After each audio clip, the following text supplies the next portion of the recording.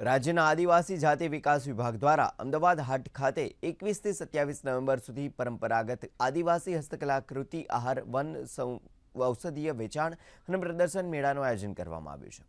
ગુજરાતના વિવિધ જિલ્લામાંથી મોટી સંખ્યામાં આવેલ લોકોએ વિવિધ ચીજવસ્તુના સ્ટોલ લગાવ્યા છે, જેમાં આદિવાસી પરંપરાગત આહારના સ્ટોલ્સ, પ્રાકૃતિક ખેતી ઉત્પાદન વેચાણના સ્ટોલ, ગૌણ વન પેદાશનું વેચાણ અને વનૌષધિનું વેચાણ પ્રદર્શન કરવામાં આવી રહ્યું છે। અને આદિવાસીની જે હસ્તકલા જે બનાવટી જે બનાવવાનું છે એ અમે અમદાવાદમાં આવીને અમને સરકારશ્રી અમને મસ્ત રીતે અમને ભાડું જે ગાડી બસ મૂકવામાં આવે, લેવા આવે અને મૂકવા આવે, અને ખાવાનો ને પીવાનો ને હોવાનો આ બધો ખર્ચો સરકારશ્રી પૂરો પાડતો હોય છે। અને અમને સારા એવા માણસો પણ અમને સંપર્ક થાય, અમને માર્ગદર્શન પણ સારું મળે, એટલે સારું છે। અહીંયા મને હાટ બજારમાં આવવાથી સારો એવો ધંધો પણ થાય છે।